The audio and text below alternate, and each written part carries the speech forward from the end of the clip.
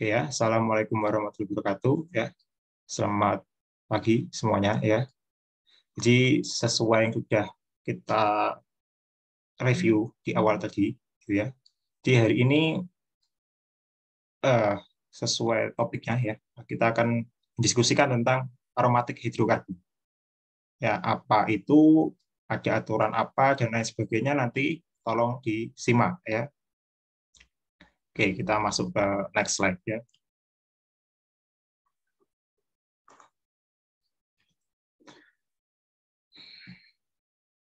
Ya, kita bisa sebut ya aromatik hidrokarbon itu cukup dengan mengatakannya sebagai aromatik ya. Ya, dinamakan aromatik sesuai namanya karena senyawa ini berbau gitu ya. Jadi senyawa ini berbau makanya dinamakan aromatik ya, aroma. Ya, jadi banyak senyawa ini ya, tidak hanya satu dua senyawa namanya compounds itu ya. Ini adalah golongan senyawa lebih tepatnya ya. Nah, kira-kira kalau digambarkan seperti ini, yang namanya senyawa aromatik, ya. Jadi tadi ya teman kalian sudah bilang ya, ada cincin, ya ini cincin ya, bentuk cincin seperti ini, ya. Cincin ini bisa ini ya ikatan ya double bond di sini, ini bisa bergerak ya, ya. Ini pindah ke sini, ini pindah ke sini, ini pindah ke sini, atau sebaliknya, ya. Bisa berlawanan jarum jam atau searah jarum jam, ya. Nah, kalau kita karena ini bisa bergerak, gitu ya, atau bisa dilokalisasi istilahnya gitu ya. Kita bisa simbolkan dengan lingkaran ring ini ya, circle ini ya. Di dalam ring ini ada circle ya. Kita bisa simbolkan dengan ini menandakan kalau ikatan rangkap ya, ikatan V ini di dalam benzen ini itu bisa berputar ya. Artinya simbol lingkaran itu seperti itu. Ya, jadi kalian bisa gambar cincin 6 dengan lingkaran ya. Ini sudah simbol umum ya. Jadi kalau kalian menggambar itu ya insya Allah orang seluruh dunia tahu kalau itu adalah benzen yang kalian maksud ya. Jadi bisa digambarkan lingkar seperti ini ya, bisa digambarkan seperti ini ya, tergantung nanti kalian seperti apa, intinya semuanya benar gitu ya.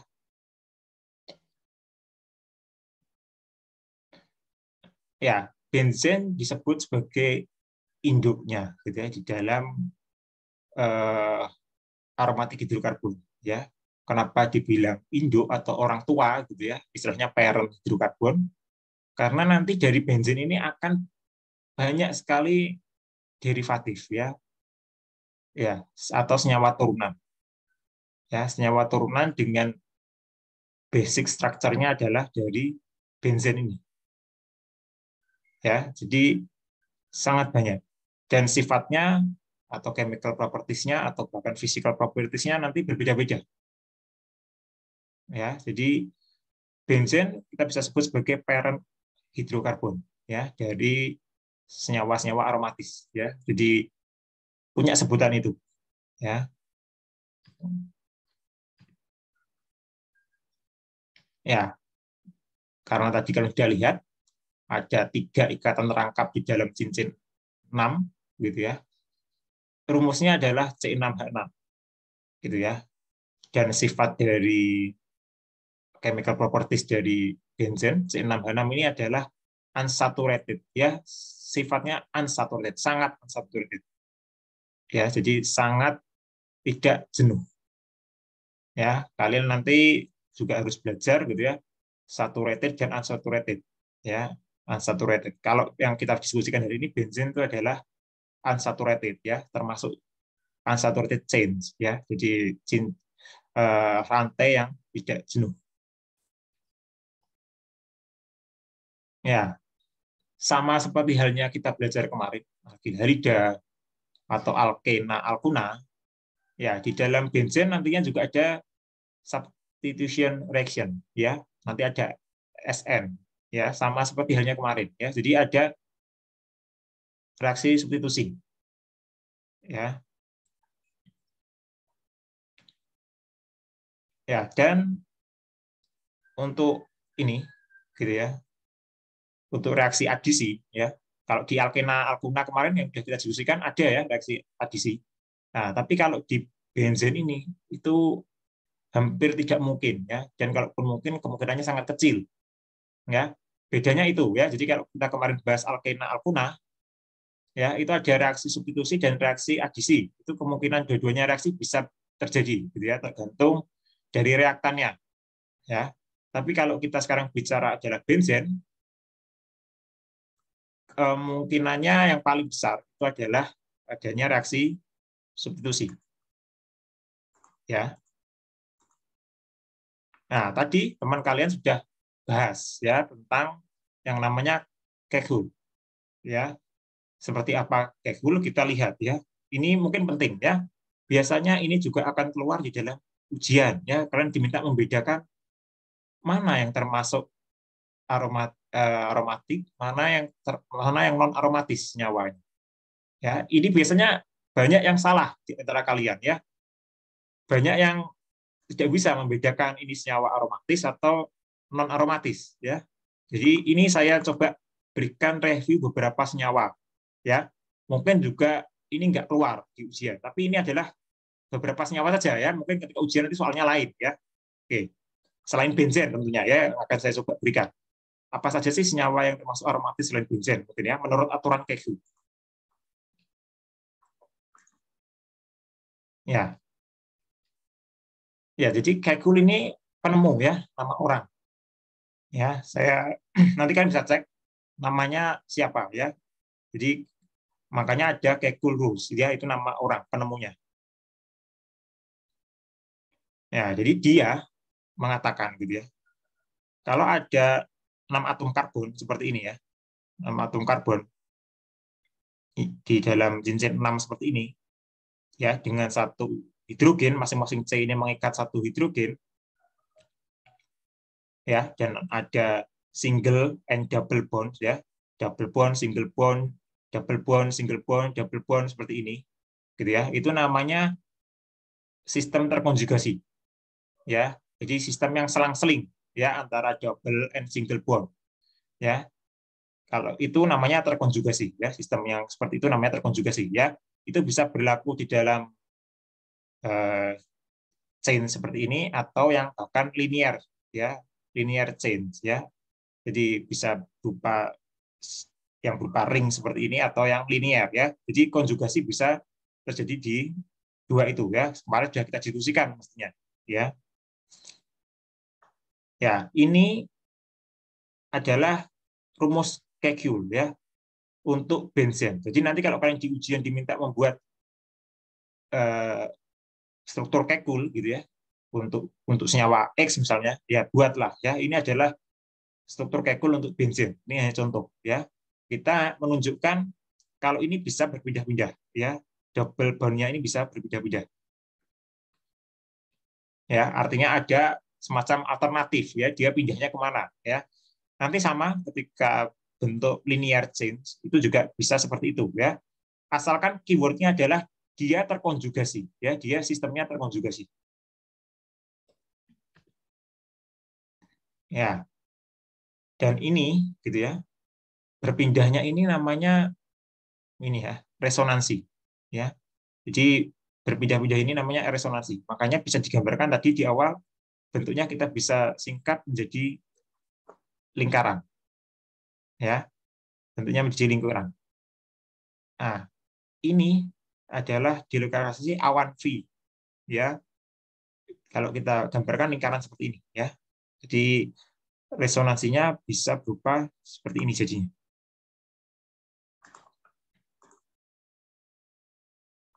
Oke ya, kita lanjut ya. Ini bentuk Kegelnya, ini bentuk delokalisasinya. Jadi kalau delokalisasi bentuknya seperti ini, kalau Kegel bentuknya tidak lingkaran ya. Jadi kalau kalian menggambarkan dalam bentuk lingkaran seperti ini namanya sudah bentuk yang terdelokalisasi.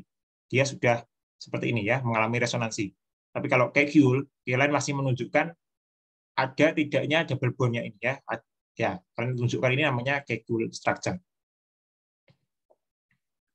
Ya, tadi sudah dikatakan teman kalian, kalau benzen itu sifatnya planar, ya bentuknya planar, bukan sifatnya, ya bentuknya planar. Ya, ini hanya physical properties-nya gitu ya. Ya, ikatan karbon-karbon antara ini ya. Karbon satu dengan karbon 2 dan karbon yang lain itu identik ya. Eh, Panjangnya itu sekitar 1,39 Armstrong ya. Ini ya bisa kita katakan rata-ratanya gitu ya. Untuk single, yang single bond ini ya, C dan C yang untuk single bond ini itu sekitar 1,54 Armstrong. Sedangkan untuk yang double bond ya, C dan C ini misalnya itu sekitar 1,34. Itu panjang ikatannya ya antara karbon satu dan karbon yang lainnya untuk single and double bond. Ya agak sedikit berbeda ya. Ya, kalau kita bisa rata-rata yang mungkin sekitar 1,39 Armstrong itu gitu ya, identik ya. Ya, hibridisasinya ya, kalau kalian kemarin sudah belajar hibridisasi, setiap atom C, 6 atom C itu, setiap atom C di dalam benzen ya, itu hibridisasinya adalah sp2 ya, setiap. Nah, kalian bisa cari atau bisa buktikan, benar nggak itu sp2 ya, nanti coba dibuktikan ya. Ya, kalau saya gambarkan, kira-kira sudutnya ya untuk masing-masing ikatan itu adalah sekitar 120 derajat ya. Jadi sudutnya ini ya, ini itu adalah sekitar 120 derajat ya, sudut ikatan ya.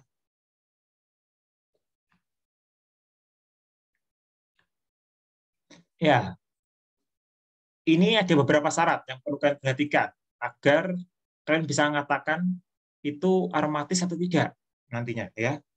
Yang pertama harus memenuhi beberapa syarat ya. Kalian cek ya, ini semua syarat ini harus terpenuhi ketika kalian nanti ditanya ini aromatis atau tidak. Ya, semua syarat ini harus ada di dalam senyawa kalian nanti. Pertama adalah bentuknya siklis ya. Kalau bentuknya enggak siklis ya mungkin bukan aromatis ya. Bentuknya siklis dulu ya. Itu syarat yang pertama ya, yang perlu kalian ketahui. Syarat yang kedua ya adanya sistem yang tadi ya, continuous atau konjugasi ya. Jadi single and double bond-nya itu ada nggak alternatif untuk berkonjugasi istilahnya ya, ya untuk beresonansi ya. Itu syarat yang kedua ya. Syarat yang ketiga, aromatic compounds itu harus planar bentuknya ya. Seperti tadi sudah saya tunjukkan yang tadi ada ikatannya, sudut ikatannya 120 derajat ya, kan bisa lihat ya, itu bentuknya adalah planar ya, seperti itu. Itu adalah ciri dari aromatic compounds ya, bentuknya harus planar. Yang ketiga, yang keempat gitu ya, maaf. Ini yang mungkin lebih penting lagi ya, dia harus mengikuti atau memenuhi aturan Haskell ya. Jadi kalau dia tidak mengikuti aturan Haskell meskipun tiga-tiganya terpenuhi ya, ya bukan aromatis berarti ya. Ya, aturan Haskell sangat simpel ya. Di sini cuma kalian hanya perlu menghitung elektron V di dalam suatu senyawa ya. Rumusnya simpel, 4n plus 2 ya. Jadi aturannya sangat simpel ya. Berapa jumlah elektron V-nya ya, itu nanti bisa kalian hitung. Rumusnya 4n plus 2. N ini macam-macam ya. N ini nanti bisa 0, bisa setengah, bisa 1, bisa 2, bisa 3. Tapi yang penting dia memenuhi aturan Haskell ini, 4n plus 2. Dengan N-nya bisa tadi ya, 0, setengah, 1, atau berapapun. Ya, tapi ketika kalian hitung, nanti adalah sesuai aturan Haskell ini. Ya, nanti kita breakdown ya. Aturannya seperti apa dan contohnya apa saja ya. Nanti saya berikan contoh. Nah, ini ya. Dengan N-nya bisa macam-macam ya. N-nya tidak harus bilangan bulat. Ya. Ini ya keterangan saja ya, N-nya bilangan bulat. Ya, tapi sebenarnya bisa juga setengah ya. Tidak harus bulat seperti ini. 0, 1, 2, 3, 4. Tidak harus seperti itu. Ya. Bisa beberapa ya. Nah, ini contoh ya. Saya berikan kalian contoh, ada benzen, ada piridin, ada pirol, ada furan, ada tiofen. Ya, ini mungkin beberapa senyawa aromatis ini ya. N-nya berapa kalau saya tanya? Benzen berapa N-nya? Ada yang bisa jawab? Benzen ini berapa N-nya?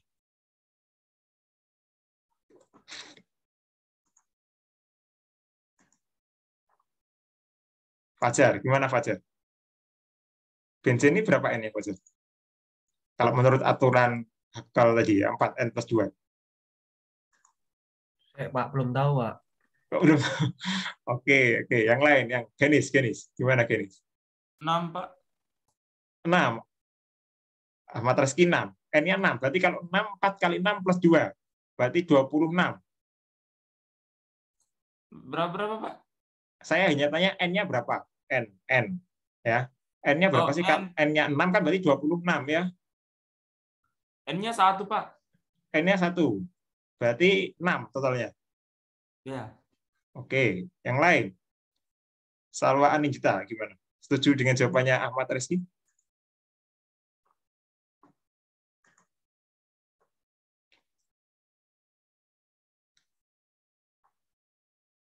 Gimana Salwa?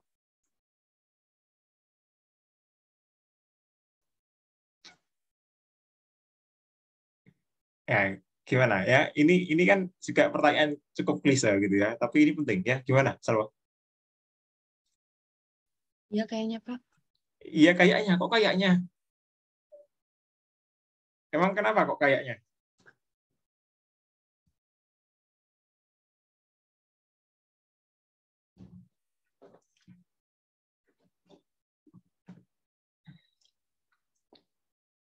Yang lain. Coba Koreana mana Korean?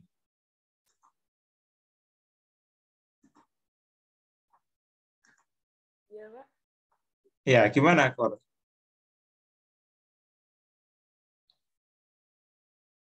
Kan jelas kalau benzen udah pasti aromatis ya. Jadi awal kita konteksnya adalah membahas benzen gitu ya. Sekarang N-nya berapa sih kalau dia aromatis?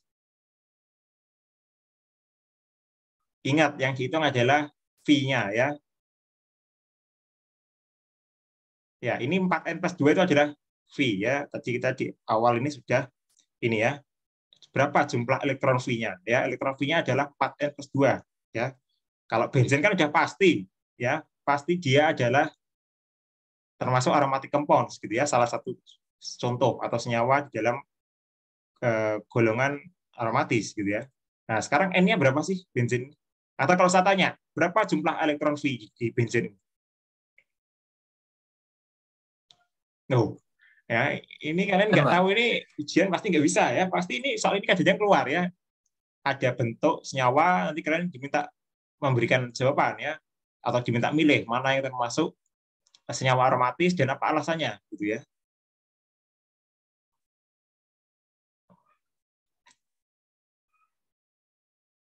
Gimana? Yang lain silakan. Ada yang tahu? Jumlah V-nya itu berapa dan N-nya ini berapa? Ya.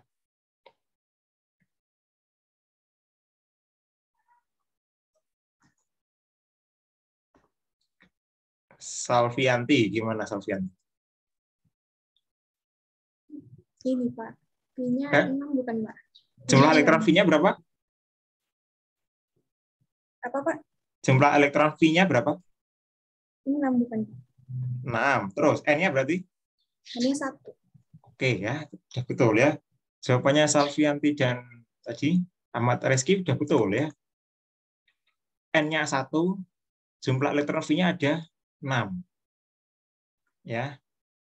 Ya, kan ikatan tuh ada ya, jumlah elektronnya V-nya ada 6 sehingga N-nya 1 ya.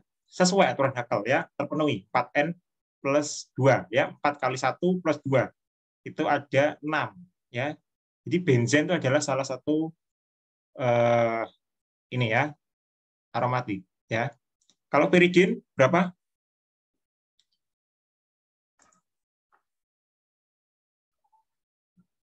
Ya, ini masih ada 4 ya, piridin, pirol, furan, dan tiofen. Ya, masing-masing ini berapa jumlah elektron V-nya ya untuk masing-masing senyawa ini dan berapa N-nya.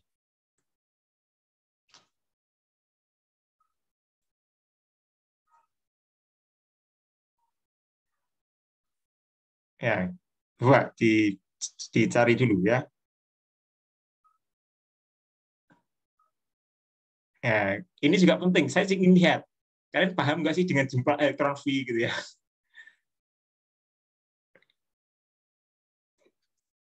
Ya, jangan-jangan kalian nggak tahu elektron V ini. Ya, yang dimaksud dengan elektron V ini apa gitu ya?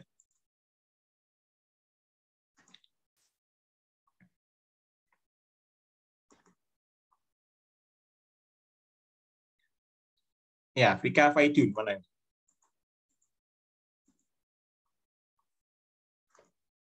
Ya, Vika Faidun. Piridin berapa jumlah elektronnya? V-nya?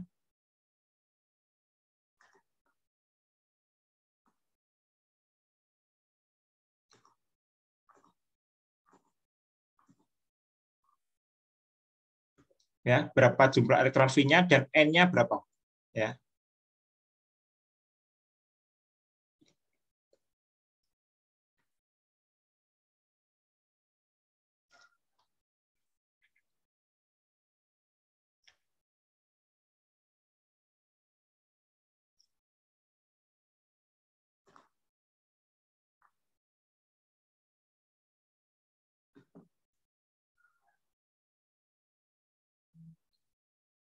Gimana, Vika Faidun? Sudah tahu? Ini Yusuf Afnan coba. Yusuf Afnan gimana?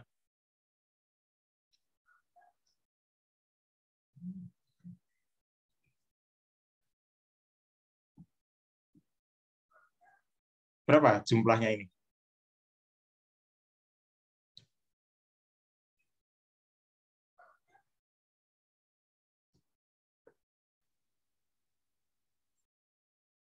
Ya, yang piridin dulu, yang ini ya, piridin dulu ini ya.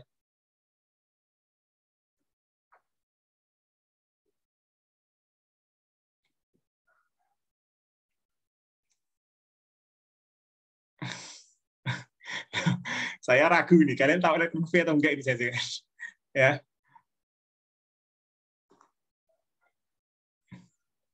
Gimana? Koreana tadi kan belum jawab nih Koreana ya. Gimana untuk piridin ya? Tadi benzen nggak bisa jawab. Sekarang piridin bisa nggak nih?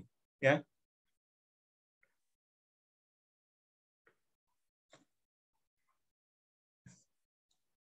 Gimana Koreana?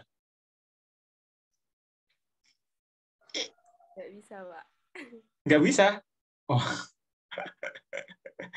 Wah, ini jangan kalau seperti ini keluar kalian nggak bisa jawab lagi nih. Maksud UAS nanti ya. Gimana Amran Jani bisa menjawab piridin ini berapa sih jumlah elektron V-nya dan N-nya berapa?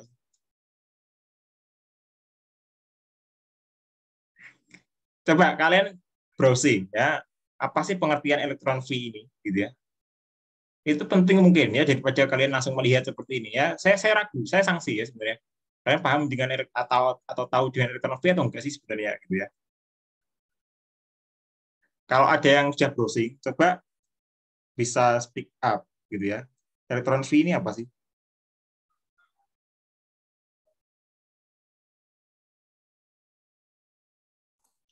Anu Pak, jumlah elektron yang digunakan untuk berikatan double bond atau triple bond. Oke ya, double or triple bond ya.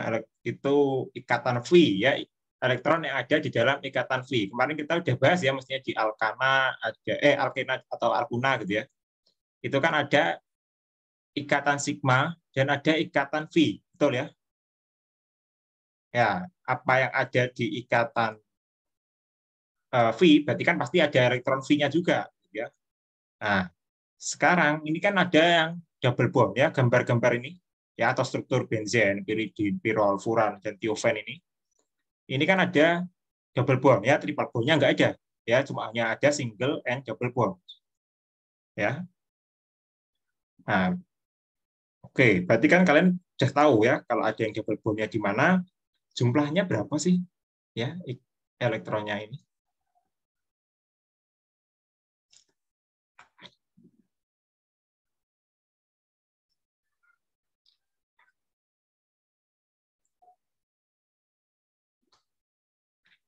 Ya, silahkan dicari dulu. Ya, jadi Ahmad Reski sudah memberikan clue gitu ya.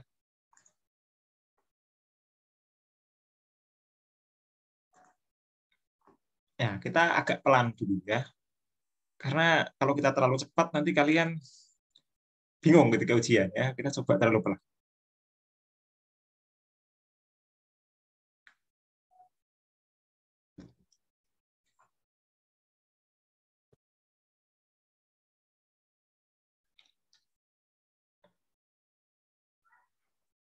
Ya, karena nanti untuk tugas juga ada ini mestinya ya. Jadi kalian harus benar paham dulu. Saya nggak mau kalian pahamnya hanya setengah-setengah ya. Ya, rasanya untuk tugas nanti kalau kalian ini nggak paham, tugasnya pasti akan merasa sulit ya. Jadi saya pastikan untuk tugas pasti sangat sulit kalau kalian nggak paham ini. Ya ini basic ya, jujur ini basicnya untuk aromatik dari ini ya. Makanya tadi saya katakan di awal judul chapter untuk PowerPoint ini adalah fundamental gitu ya, karena ini adalah dasarnya. Ya. Oke, gimana? Sudah ada yang ketemu? Piridin ini berapa? 6 juga, Pak. Kenapa? 6. Apanya yang 6, Corina? Pi-nya, Pak. Apanya? Yang 6 ini apanya? N-nya atau apanya ini yang 6? Kalau N-nya 6 kan berarti 4 kali 6 plus 2. Ada 26 ya. Enggak. Yang Apa? jumlah elektron Pi-nya, Pak. Jumlah? Elektron Pi-nya. Oke, jumlah elektron V-nya 6. Betul. Ya, berarti N-nya sama dengan?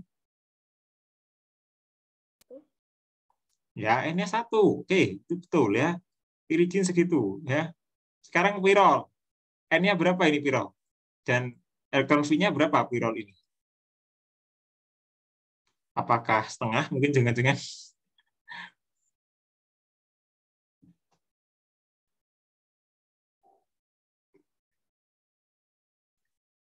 Bukan 1 juga ya Pak N-nya? 1. Dari mana?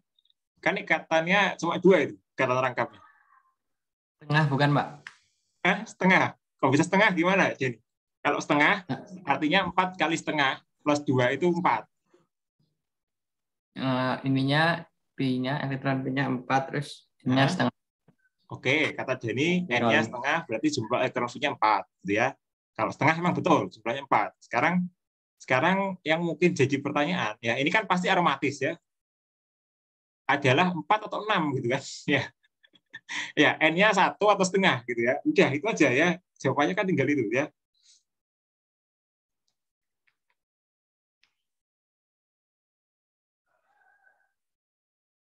Ya, gimana? Kata Jenny setengah.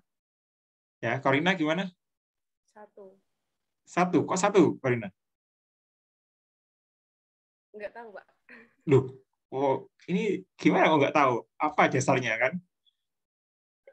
Ini bukan tebak-tebakan ya.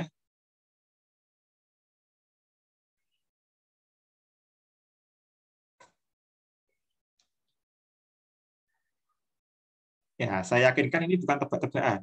Ya, nanti kalau kalian ujian kan nggak bisa nebak ya, senyawanya pasti lain dari ini gitu ya. Ini kan senyawa aromatik yang standar gitu ya. Nah, kalau kalian ini nggak paham dan nanti tiba-tiba keluar yang lebih ini ya kalian akan kerepotan. Makanya saya minta kalian pahami dulu gitu ya.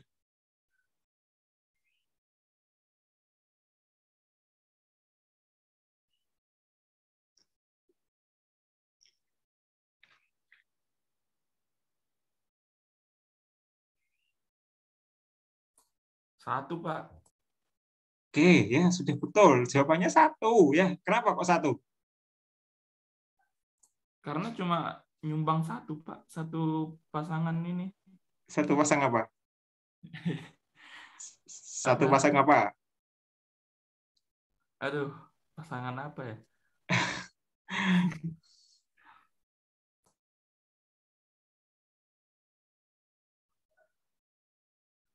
Apa?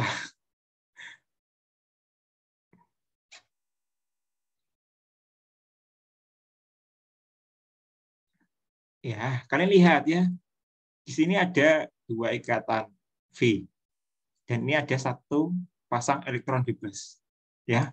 Artinya kalau kalian total jumlahnya 6. Ya, ini N-nya 1 memenuhi pirol ini. Ya. Jadi makanya saya gambarkan ini karena ini ada pasangan elektron bebasnya. Ya. Ya, jadi lebih karena itu. Ya. Ya, betul. Jawabannya 1 ya, sehingga terpenuhi ya, 4N plus 2, 6 ya, jumlahnya ada 6 totalnya. Ya, di sini ada pasangan elektron bebas. Makanya saya sudah beri pancingan kan di sini gambar-gambar ini kan. Ada pasangan elektron bebas ya. Ya. Nah, ini ada 2 pasang, ini juga 2 pasang elektron bebas gitu kan. Ya. Makanya saya ingin lihat karena memperhatikan gambar-gambar ini enggak ya. Oke ya, ini bukan sekedar hanya menggambar ya, saya coba gambarkan elektron bebasnya ya. Nanti kalau di ujian mungkin nggak ada gambar titik-titik ini, alat bantu ini nggak ada gitu ya, titik-titik seperti ini nggak ada. Jadi ketika ujian kalian ya gambarnya seperti biasa, ada titik-titik seperti ini ya. Ya, ini kan kita masih latihan kalian ya. Oke ya. Jadi ini satu semua ya, baik benzen, piridin, pirol, furan, dan tiofen ini adalah N-nya 1 ya. Sehingga jumlah elektron V-nya untuk 5 senyawa ini itu adalah 6 ya. Ini nanti kalian buktikan ya, sudah saya beri pancingan ya. Ini adalah 1. Oke. Kita lanjut. Ya, ini example ya. Saya berikan contoh. Ya, ini adalah contoh beberapa senyawa aromatis lain dengan berbagai variasi N ya. Ada yang 1,5, ada yang setengah, ada yang N-nya 0, ada yang N-nya ya. Dan kalian bisa lihat ada yang unik enggak dari contoh ini?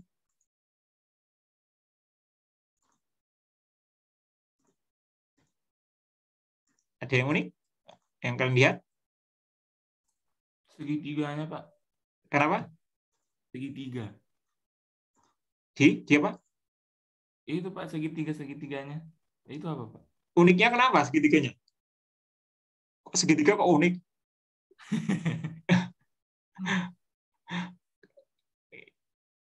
Kan biasa aja segitiga. Yang lainnya ada yang bentuk kotak ini. Yang bawah ini kotak malah.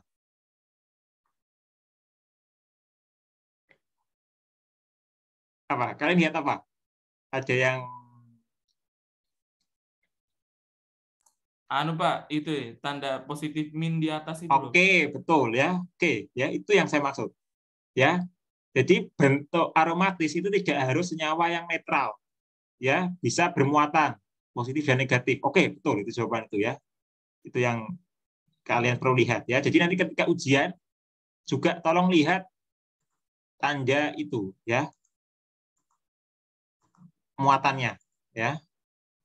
Karena nanti bisa jadi ada muatan, kalian bingung. Ini berarti bukan aromatis jangan-jangan kalau ada muatannya ya.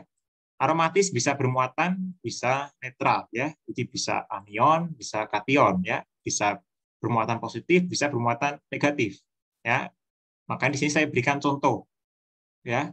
Apa saja sih kira-kira yang bermuatan dan itu bisa dikatakan sebagai aromatis gitu ya. Nah, ini ada beberapa senyawa ya. Oke ya, jadi kalian perhatikan N-nya tidak harus selalu bulat ya, bisa setengah, bisa 1,5, bisa 2, bisa 0 bahkan. Ya. Contoh-contohnya seperti ini. Oke ya. Ya, kita lanjut ya. Ya, sekarang kita masuk ke reaksi ya. Ya, ini akan masuk sedikit ke reaksi dulu ya, tapi ini saya coba berikan pengantar ya.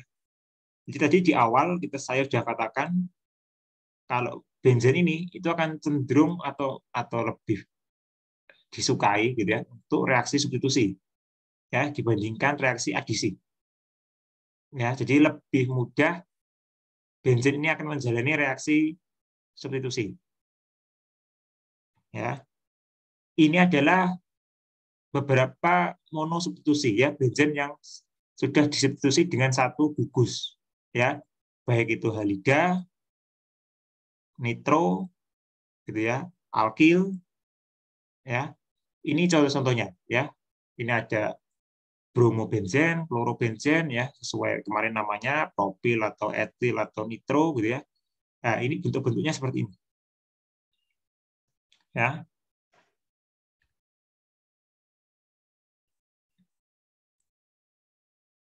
Ya, ini adalah beberapa parent compounds yang sesuai dengan nama IUPAC. Ya, nanti kalian kalau memberi nama juga harus ingat ini, ya. Ini adalah beberapa nama umum yang apa istilahnya, ya, yang sudah sesuai lah, gitu ya, dengan IUPAC, ya. Ini adalah beberapa parent compounds untuk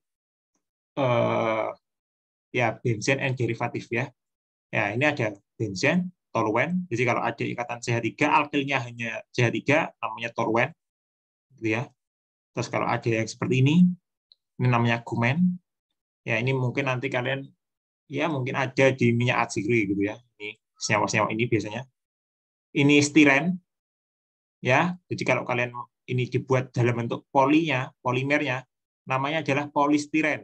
Yang udah kalian jumpai, ya udah kalian sering pakai juga, ya, polistiren, ya. Itu monomernya ya ini stiren, ya. Fenol juga sama.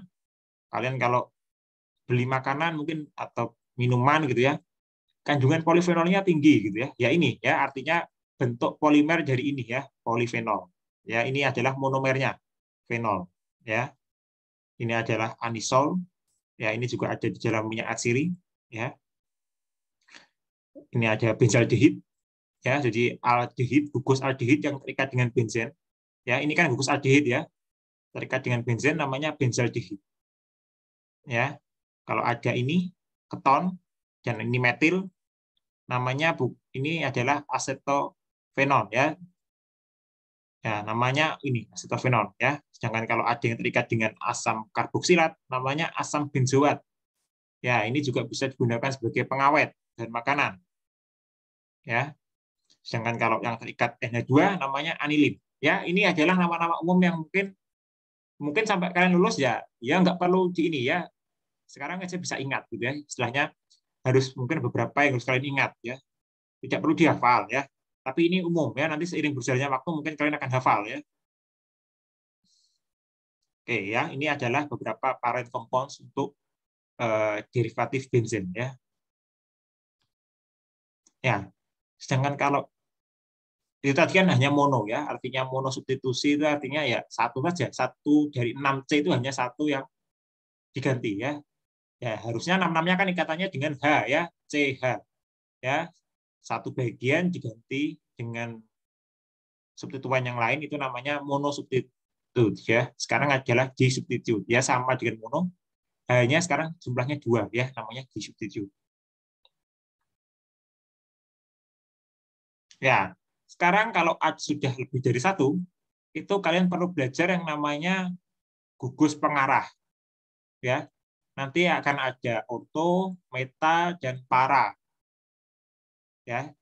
Jadi yang monosubstitute tadi itu akan mengarahkan di mana gugus selanjutnya atau substituen selanjutnya itu akan masuk, ya. Jadi kira-kira seperti itu.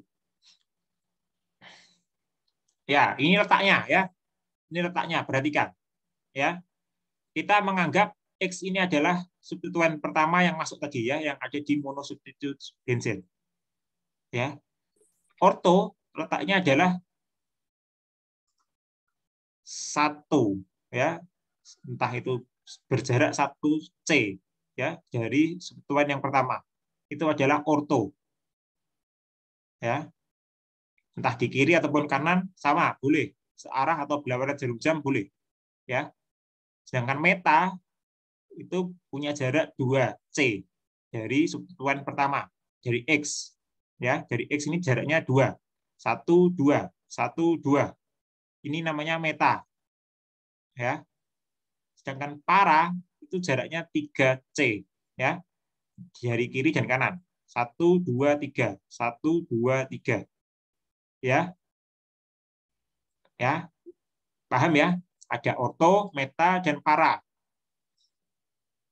Ya, ini harus kalian paham. Ya.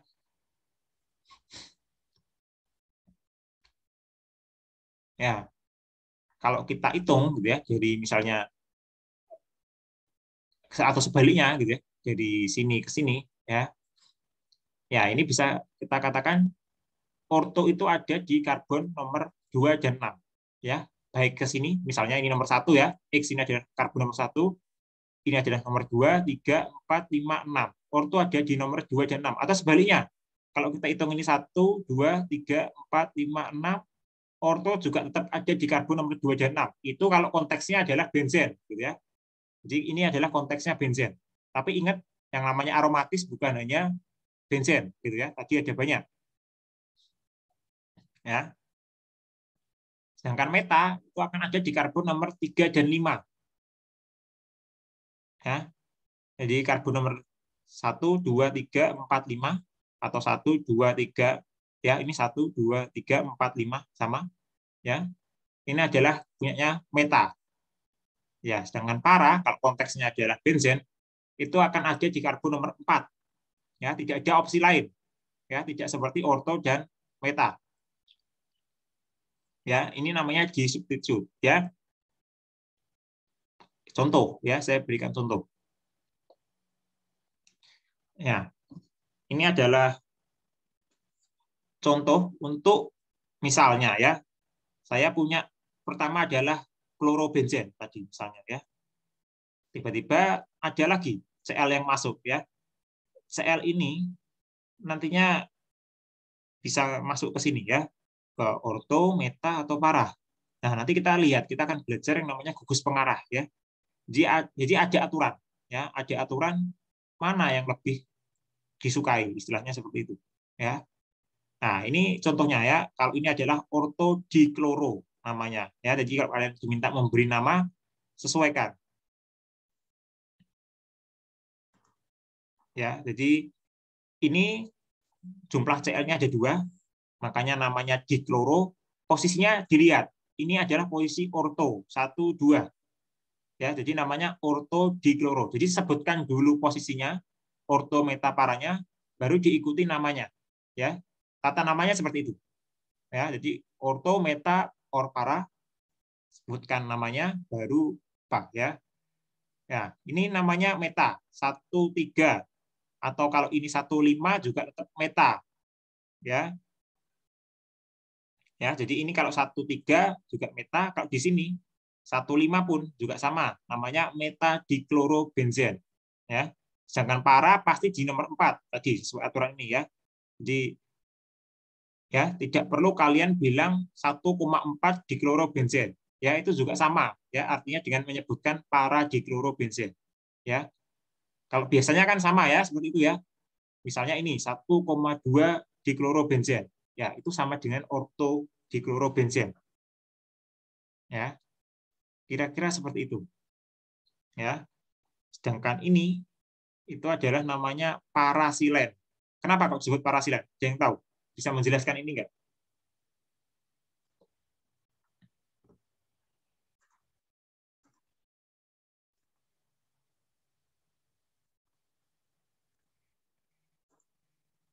Siapa yang bisa menjelaskan?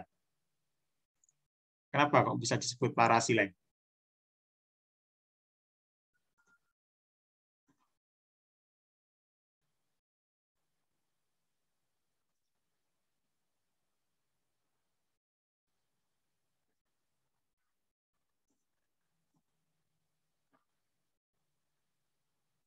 Ya, siapa yang bisa ini menjelaskan coba?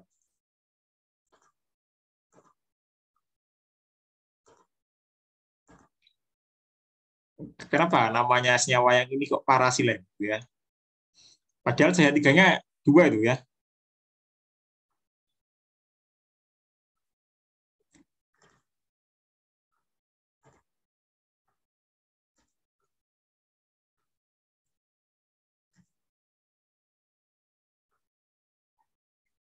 Gloria gimana Gloria? Menurut Gloria gimana? Namanya kok bisa parasilen kenapa? Karena itu kalau silen itu setahu saya tuh CH3 Pak. Terus yang CH3 yang bawah itu ada di para. Nggak tahu Pak. Oh. Atau Gloria ini sudah tahu bentuknya silen? Iya Pak, lihat di Google. Ya, Google ya, lihat di Google ya. Jadi dinamakan parasilen, tadi Gloria sudah betul mungkin ya. Substituennya adalah CH3 sebanyak 2 kali. Ya, itu letaknya boleh dimanapun ya. Karena ini letaknya di 1,4 ya, makanya namanya adalah parasilen ya. Jadi silen itu CH3-nya 2 kali ya. Atau kalau kita beri nama mungkin lain yang ini gitu ya, itu bisa kita katakan 1,4 dimetil benzen. Ya. Jadi ini bisa kita sebut 1,4 dimetil benzen ya. Atau orang bisa sebut sebagai parasilen. Ya, sama. Jadi kalian nggak usah bingung nanti ketika ujian diminta menggambar ya parasilen. Bingung nanti kalian ya. Mungkin kita kadang-kadang nggak nyebut itu sebagai 1,4 dimetil benzen gitu ya. Tapi ini adalah yang kita mau adalah sebenarnya sama gitu ya. Jadi saya berharap ketika ujian nanti ya diminta memberi nama dan diminta menyebutkan namanya, aturan IUPAC-nya nggak bingung ya. Oke. Itu yang penting. Ya, ini sama ya. Ini kalian lihat dulu. Ya. Ini cara penamaannya sesuai alfabetik ya. Kemarin di awal di minggu ketiga atau 4 sudah kita bahas ya, memberi nama sesuai alfabetik. Karena ini ada brom, ada klor ya, secara alfabet B lebih dulu daripada C. Ya, makanya namanya orto bromo kloro benzen. Ya. Jadi kalian lihat ini orto ya.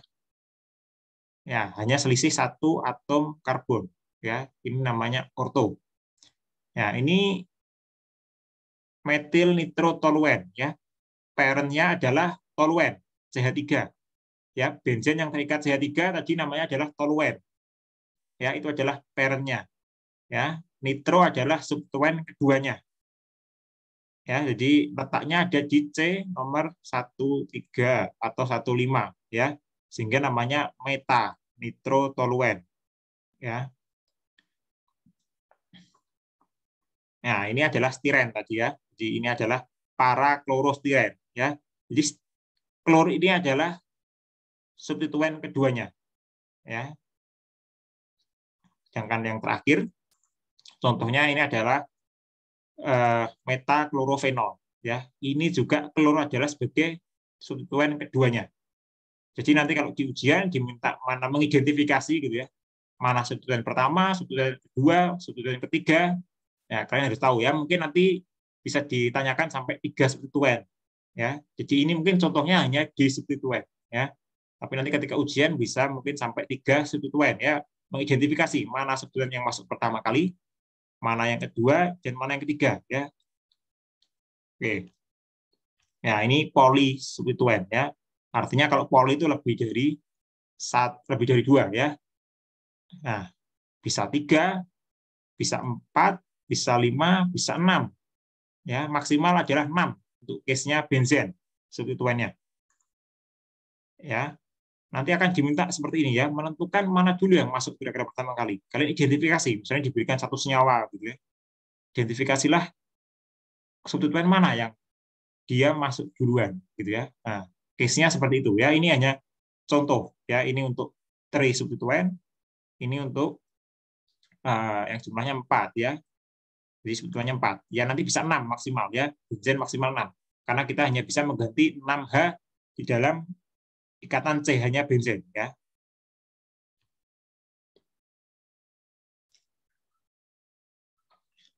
Nah, ini adalah gugus ya. Jadi benzen bisa berubah menjadi gugus. Mungkin sudah kita bahas ya. Namanya adalah gugus fenil C6H5 ya. Benzen yang kekurangan 1H C6H5 itu namanya gugus fenil ya, seperti metana CH3 yang kekurangan 1H ya. Ya, metana yang kekurangan 1H sehingga membentuk CH3 itu namanya gugus metil. Ya, seperti itu. Benzen pun sama. ketika dia kekurangan satu atom, 1H gitu ya, 1H menjadi C6H5, yang seharusnya C6H6 menjadi C6H5, ini namanya gugus fenil. Ya. Sedangkan kalau ada tambahan CH2 C6H5, ini namanya gugus bensil. Ya, ada fenil, ada bensil. Ya, ini adalah gugus-gugus yang mungkin cukup umum ya. Mungkin sampai nanti kalian desain pabrik ini mungkin juga akan dipakai atau ditanyakan ya ketika desain pabrik. Ini apa yang kalian buat ya? Tergantung nanti pabriknya kalian tentang apa ya. Kalau pabrik kalian ada hubungannya dengan senyawa aromatis ya mungkin paling tidak kalian akan ketemu ini lagi gitu ya. Jadi sampai lulus kita masih akan pakai ini ya.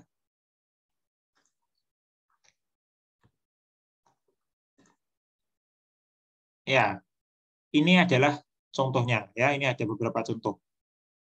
Ya, ini ada 2 fenil pentan ya, atau kita bisa katakan 2 pentil benzen. Ya, ada fenil siklopropan. Ya, karena ini adalah siklopropan 3 ya, atau siklopropan benzen. Ya, siklopropan benzen. Ya. Atau ini ya. Ya, jadi oh ya, saya juga ingin katakan ya. Kalau ada nanti kalian dapat soal atau dapat apapun, ditulis pH seperti ini, jangan bingung ya. pH ini sama dengan ini, fenil. Ya, jadi kalau ada yang nulis pH, itu artinya ini yang dimaksud. Ya, sama. Jadi kalian jangan bingung, pH ini senyawa apa ya? Ya ini yang dimaksud, fenil, C6H5, itu pH. Jadi mungkin nanti di tugas kalian juga ada beberapa mahasiswa ya, yang akan mendapatkan tulisan seperti ini ya, pH atau yang lain ya. Nanti kalian bisa browsing, apa sih maksudnya? Ya, pH itu adalah fenil groups ya. Ini namanya 1,3,5-trifenyl benzen ya. Sedangkan ini namanya adalah bensil klorida. Ya. Oke ya. Itu sekilas tadi ya tentang tata nama ya. Tata nama mungkin kita sudah singgung sangat banyak di pertemuan 4 yang dulu ya. Jadi sebenarnya hanya mengulas tadi ya. Nah, sekarang kita masuk ke reaksi substitusinya. Nah, ini mungkin beberapa saja yang mau saya tampilkan ke kalian, tunjukkan gitu ya. Apa saja kira-kira reaksi yang bisa dialami oleh suatu senyawa aromatis gitu ya. Pertama ada halogenasi. Ya. Halogenasi artinya senyawa aromatis akan ketemu dengan halogen. Ya, biasanya berupa gas bentuknya ini, halogen ini ya. Bisa gas klor, gas brom, gas iodin, ya, I2 atau yang lain. Ya. Dengan katalisnya biasanya adalah FeX atau Fe halogen 3. Misalnya ini adalah Cl ya, gas klor. Artinya biasanya kita gunakan katalis FeCl3. Ya, ini katalis ya. Nah, kalau kita reaksikan dengan menggunakan reaksi halogenasi gitu ya. Ya, jadinya seperti ini. Ini tersubstitut ke sini ya, X-nya. Sedangkan tadi ya bentuknya adalah HX ya. Karena bentuk substitusi, hanya ini keluar gitu ya.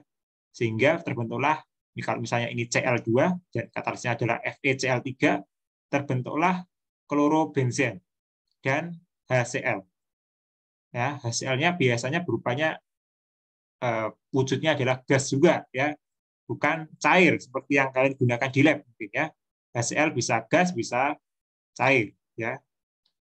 Ya, bisa gaseous or liquid. Ya, sedangkan yang kedua adalah interaction reaction. Ya. Ini menggunakan apa? Senyawa apa ini namanya?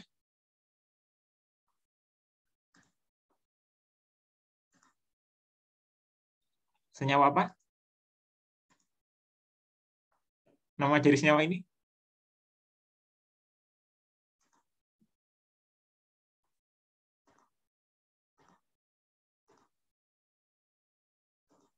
Apa namanya?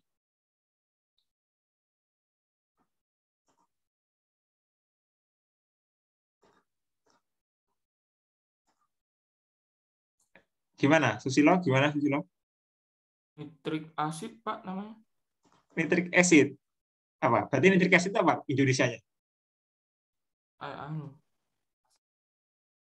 Asam nitrat. Iya, asam nitrat ya. Ya, asam nitrat ini HNO3 ya. Yang kalian mungkin ada di lab juga ya, asam nitrat. Ya, di sini ada asam nitrat. Katalisnya adalah asam sulfat. Ya. Ya, kemarin kalian juga terkecoh gitu ya. Kemarin di soal nomor 7, asam sulfat itu adalah katalis, bukan reaktan dan bukan pelarut. Ya, di UTS kemarin nomor 7 yang satu angkatan tidak bisa menjawab ya kalian. Ya, itu adalah asam sulfat sebagai katalis ya, bukan solvent dan bukan juga sebagai reaktan. Ya. Oke, ya, nanti kalian cek lagi UTS nomor 7. Ya, ini reaktannya adalah asam nitrat. Sedangkan asam sulfat di sini kita gunakan sebagai katalis. Ya. Ketika proses nitrasi ya, atau reaksi nitrasi ini ya, nitratnya ini yang saya beri warna biru, ini dia akan tersubstitusi ke benzen ya. Sedangkan OH-nya ini ya, nanti dia akan ketemu dengan H dari benzen tadi ya, sehingga membentuk H2O. Ya.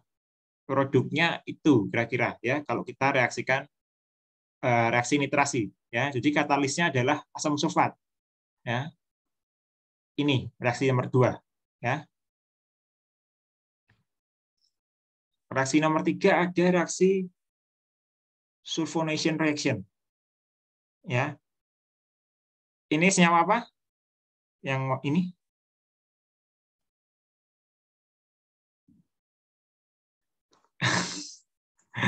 Apa? Senyawa apa? Asam sulfur, Pak. Asam sulfur. Betul ngomongnya asam sulfur. Bukan. Salah.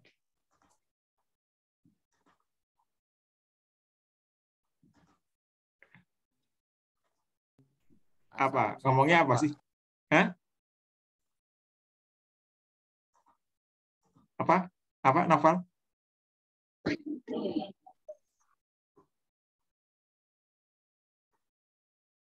Apa? Novel apa? Jawabannya Novel.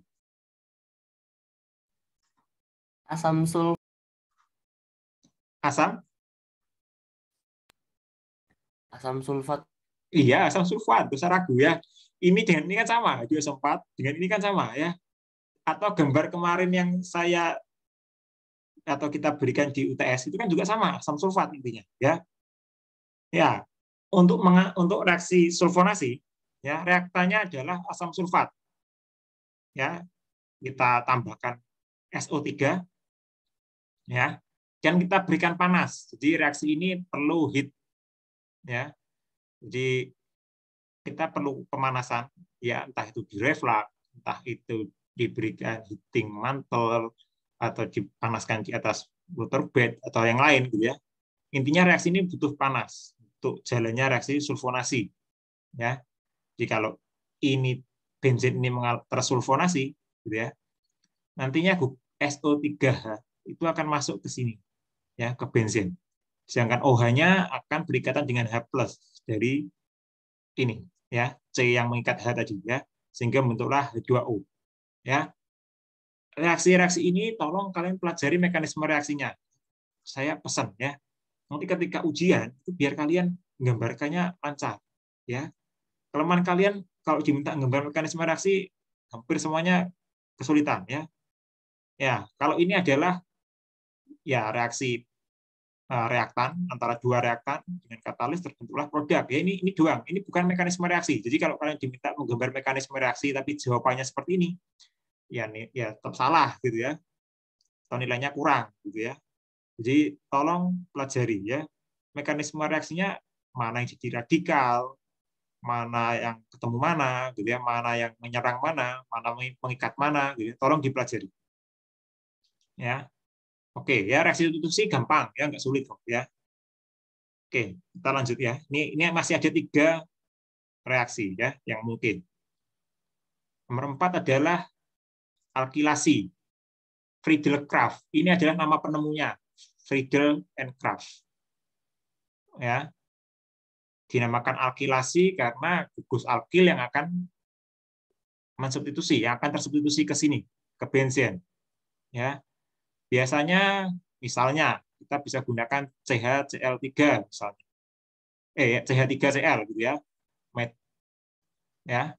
Biasanya kita gunakan tuh metil klorida misalnya. Ketemu AlCl3. Ya, ini adalah katalis spesifik ya dari alkylation ya. Friedel-Crafts ini ininya ya. Salah satu cirinya adalah menggunakan katalis AlCl3.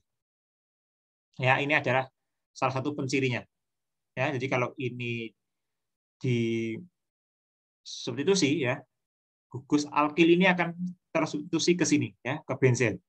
Ya, sedangkan Cl-nya akan mengikat H nanti yang keluar dari benzen ini ya, sehingga terbentuklah HCl ya. Ini hanya rumus umum ya. Jadi saya di sini tidak memberikan ini. Jadi ini rumus umum yang mungkin nanti bisa kalian coba ya. Ini rumus umum ya. Mungkin nanti kalian bisa coba contoh lainnya apa ya. Ini adalah beberapa saja ya. Alkil itu juga macam-macam ya.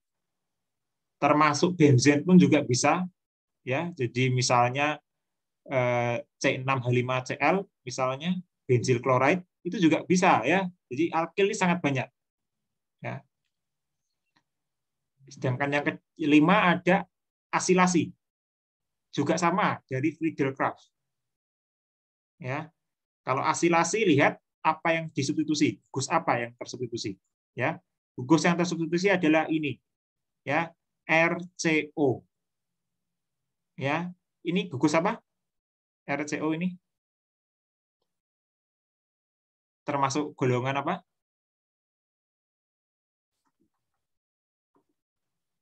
Apa? Alkohol atau apa? Golongan apa? Asam karboksilat atau apa mungkin, atau ester? Keton bukan, Pak? Apa? Apa Java? Keton bukan, Pak? Keton. Iya, betul, Ya. keton. Ya, ini keton. Ya, ini adalah keton dengan halida. Ya, jadi keton dan halida. Ya, yang tersubstitusi adalah gugus ini. Ya. Jadi ini tersubstitusi ke sini ya. Bentuknya seperti ini. Keton ya, betul, ini keton. Ya. Keton dengan H plus dari sini tadi keluar berikatan dengan Cl ya, bentuklah HCl. Ya, cirinya sama ya, Friedel-Crafts kalian lihat ya, ada AlCl3. Ya, itu Friedel-Crafts ya. Jadi salah satu pencirinya itu Friedel-Crafts. Ya. Oke. Ya, ini selanjutnya ya, ini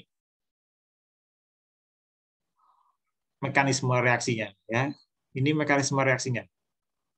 Ya, saya mengeneralisir ya, mencoba membuat gambaran umum ya.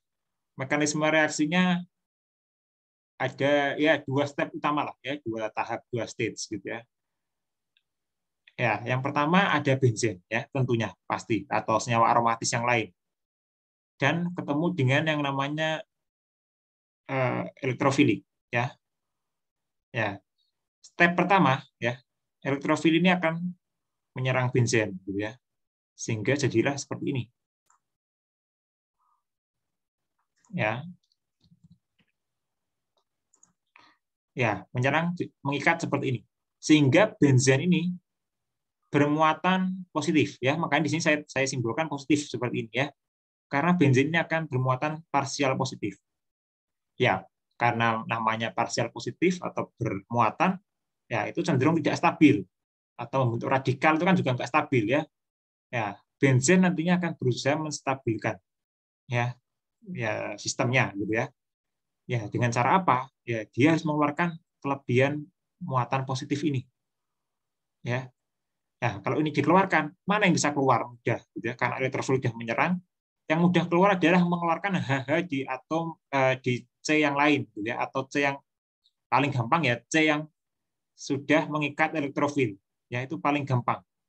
Ya. Jika ini dikeluarkan, ya hanya akan keluar ya membentuk H+. Ya, H+ nanti ada yang menangkap. Ya, siapa nanti ya? Kalau tadi adalah halogen ya terbentuklah HCl. Kalau yang menangkap adalah OH, ya membentuk air H2O gitu ya, tergantung apa yang menangkap.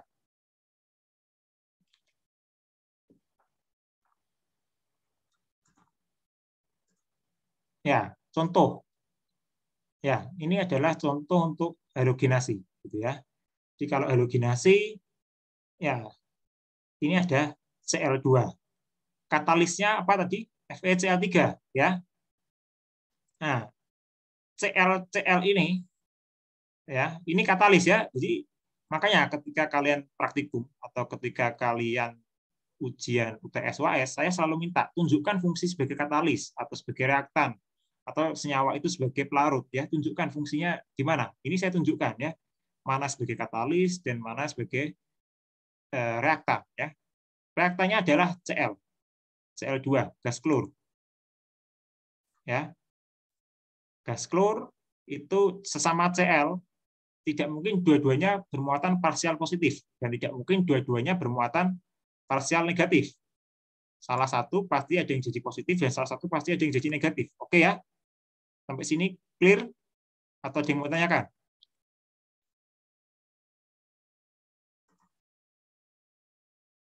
Ya, gimana? Ada yang mau ditanyakan?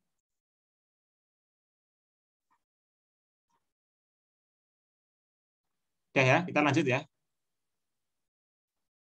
Ya, jadi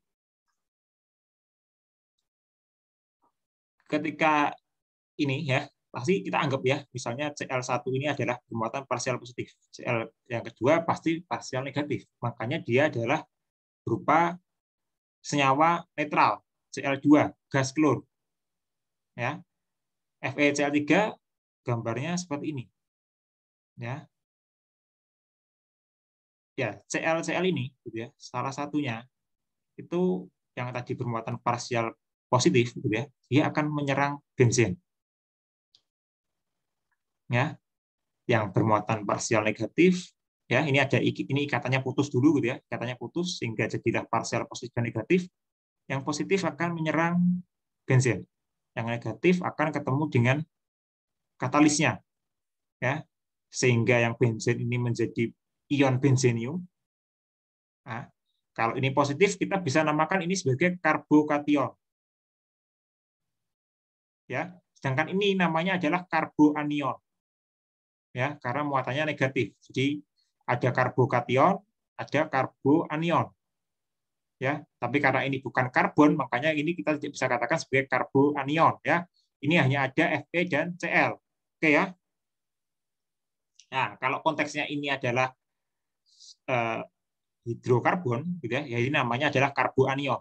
Ya, tapi karena ini bukan hidrokarbon, ya, dan ini masuk inorganic compound, ya, ini bukan karboanion, ya. Jadi ini adalah FeCl4 min, ya. Sedangkan satunya ini adalah karbokation, ya, benzen yang sudah mengikat Cl yang bermuatan parsial positif, ya, sehingga jadilah seperti ini, ya. Terus night stage-nya itu akan ada resonansi, ya. Nanti akan di mana posisi masuknya? Orto, meta, orto atau para, gitu ya. Jadi kalau klor, ya, ya ini hanya bentuk resonansi ya, orto, para, orto atau gimana ya? Ini bentuk resonansi, ya. Dan lihat muatan positif ini juga selalu terdelokalisasi, ya. Jadi bisa ke sini, bisa ke sini, bisa ke sini, ya.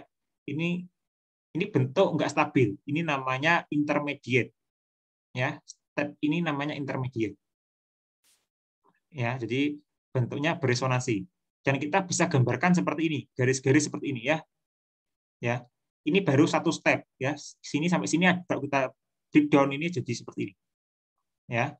Jadi kita bisa gambarkan seperti ini, garis-garis ini ya, tapi dua ini tidak punya garis biru. Ya.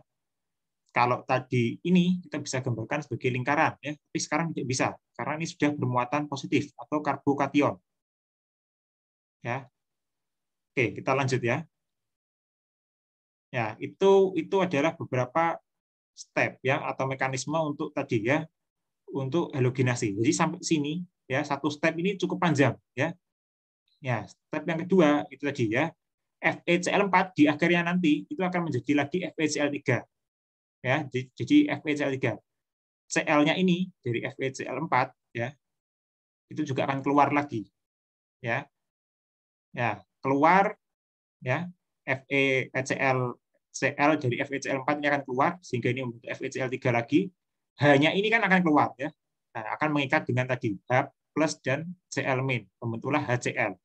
Ya, jadi FeCl3 tetap di hasil akhir diperoleh lagi. Itu bukti kalau dia sebagai katalis. Ya, jadi representasinya kira-kira seperti itu. Ya, ini baru satu step yang saya gambar, ya.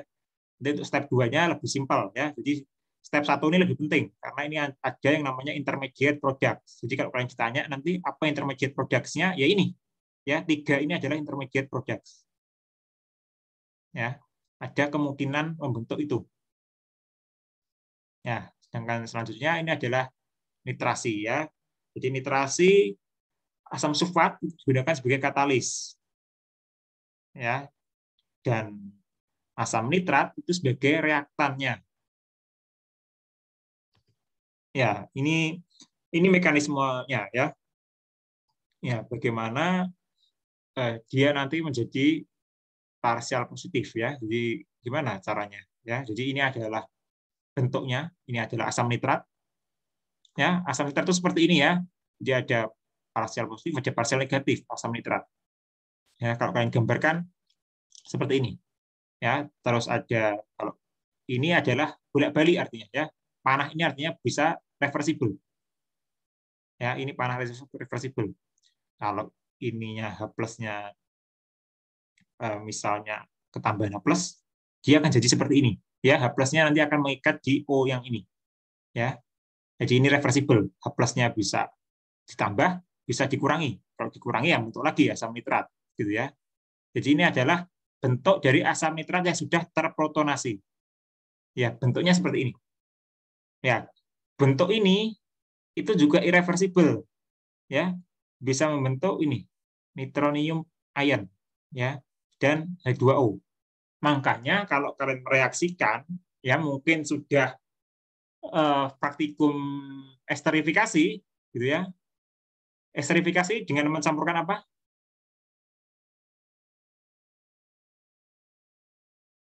Apa yang kalian gunakan untuk esterifikasi praktikum?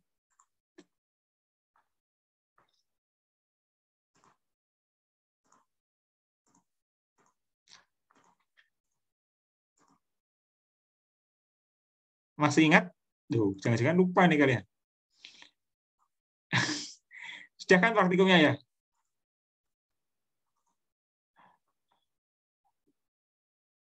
Gimana, Java? Kamu pas praktikum esterifikasi apa bahannya? Saya belum, Pak. Oh, belum. Siapa yang sudah dapat? Ya, ini udah 5 minggu, ya. Minggu ini minggu ke-6, ya. Harusnya sudah 3/4 kelompok lah yang dapat, ya. Siapa yang sudah dapat? Amran Jani sudah dapat? Belum, Mbak. Belum, loh. Kok bisa belum kalian semua? Puspita, sudah dapat Puspita? Belum, Pak. Belum. Siapa yang dapat? Masa nggak ada yang dapat?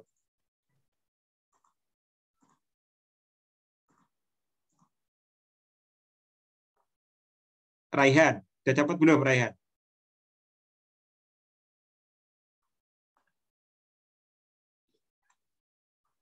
Salwa Aninjita, sudah dapat? Belum, Pak. Belum, loh. Ini beneran belum atau gimana? Saya ragu, ini udah minggu ke-5, ya, dengan minggu ini minggu ke-6, ya, praktikumnya. Jadi harusnya kan sudah 6/7 topik kan, ya. Jadi harusnya cuma hanya tinggal beberapa kelompok aja yang belum dapat mestinya, ya, 1 atau 2 kelompok mestinya belum dapat. Siapa yang sudah dapat siapa? Coba. Noval sudah dapat, Noval? Sudah, Pak. Udah, ya, oke. Yang kamu reaksikan apa ketika esterifikasi praktikum kimia organik? Duh, udah lama banget itu, Pak. Ya, apa yang kamu reaksikan? Wah, sudah tidak ingat, Pak. Wah, ini berarti sudah di luar kepala ini, ya. Iya, Pak, betul. Benar-benar sudah di luar Ingat, kepala ya. ini, ya. Ini Fajar. Gimana Fajar? Asam asetat sama etanol bukan, Pak? asam asetat sama etanol. Betul, ya reaktannya itu dua, asam asetat dan etanol. Katalisnya Kayaknya H2SO4 ya, Pak. ya, katalisnya H2SO4, betul ya. Jadi reaksinya hanya mereaksikan asam asetat dan etanol, katalisnya H2SO4 ditambah pemanasan. Ya. Kenapa kok seperti itu? Karena reaksi kalian itu sifatnya reversible, bolak-balik gitu ya. Artinya kalau kalian sudah membuat ester dari asam asetat dan etanol itu bisa kembali lagi mengalami back reaction, terbentuk lagi asam asetat dan etanol lagi. Ya, saya nggak tahu apakah di plak kalian dijelaskan atau diminta membuktikan atau enggak ya. Ya, saya juga nggak tahu apakah kalian juga mengamati dari baunya atau yang lainnya gitu ya. Ya, kalau kalian mengamati harusnya kalian akan lihat itu gitu ya. Makanya diperlukan panas dan katalis ya. Ya, tujuannya adalah untuk menggeser kesetimbangan itu ke kanan, ke arah produk. Ya, tujuannya itu. Ya. Karena dia sifatnya adalah reaksinya reversible seperti ini. Ya, jadi kalau reaksinya reversible, artinya lebih cepat mana? Ke arah produk atau ke arah reaktan? Kalau reaksinya lebih cepat ke arah reaktan, ya percuma kalian reaksikan. Ya, nanti kembali lagi jadi reaktan, gitu kan?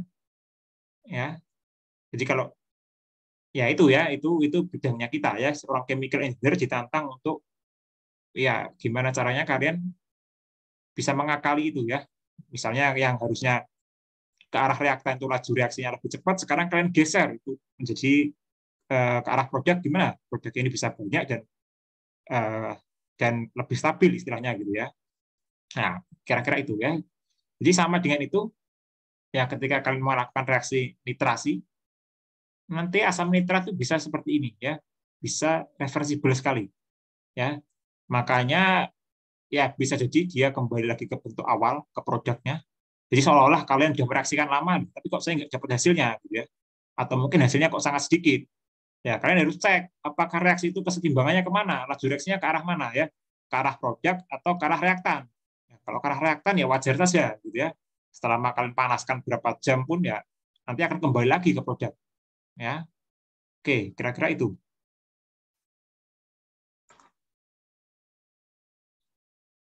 Ya, ini untuk sulfonasi ya. Jadi sulfonasi menggunakan tadi ya SO3 ya, dan H2SO4 ini sebagai reaktan. Ya, H2SO4-nya sebagai reaktan. Ya, nanti ketika ujian jangan bingung ya, ketika ditanya atau diberi gambar seperti ini nggak bisa ngerjakan lagi ya. Ya, ini hanya Friedel-Crafts ya. Mekanismenya kira-kira seperti ini ya. Ini AlCl3 sebagai katalis seperti tadi ya. Nanti akan mengikat Cl dari sini ya, jadi reaktan membentuk AlCl4- ya. Ini bermuatan negatif. Ya, sedangkan etilnya ya ini kita bisa katakan sebagai karbokation ya tadi. Ya, ini namanya etil kation ya. Karena bermuatan parsial positif. Ya. Kalau ini bentuknya stabil ya bentuknya seperti ini, alkena. Ya, bentuk alkena ini stabil. Ya, nantinya gitu ya. Benzen ini akan ketemu dengan ini, etil kation. Jadi sini ya. Menyerang substitusi, bentuknya intermediate ya ini bentuknya. Ya. Dan kalau nanti H+-nya keluar setelah ini stabil ya, nanti akan membentuk yang namanya senyawa produk akhirnya yaitu etil benzen. Ya, H+-nya keluar ketemu dengan Cl dari AlCl4- ya. Sehingga ini terbentuk AlCl3 lagi, Cl dan H+ dari sini membentuk HCl ya. Jadi produknya adalah etil benzen plus HCl. Ya. Produknya adalah itu ya untuk reaksi alkilasi Friedel-Crafts. Ya, terlihat simpel ini ya, tapi nanti ketika ujian kalian juga bingung lagi gitu ya. Ya, dan ingat katalis yang digunakan itu adalah sifatnya katalis yang mengikuti asam Lewis. Ya. Asam Lewis banyak ya. Kalian bisa cari apa saja yang termasuk asam Lewis ya. Nah, ada asam Bronsted, ada asam Lewis gitu kan ya. Nah, ini katalisnya adalah yang menggunakan asam Lewis. Contohnya AlCl3. Artinya kalian bisa ganti kalau misalnya tidak ada AlCl3. Ya, karena nanti ketika ujian mungkin juga katalisnya bukan AlCl3 gitu ya. Oke. Ya, kan ini adalah aktilasi ya. Reaksinya juga sama seperti ini ya. Jadi adanya asil halid ya. Ini adalah contohnya asetil klorid ya. Jadi ini hanya contoh saja ya, tapi secara mekanisme sama ya. Jadi Dava sudah bilang ini adalah ininya termasuk keton ya.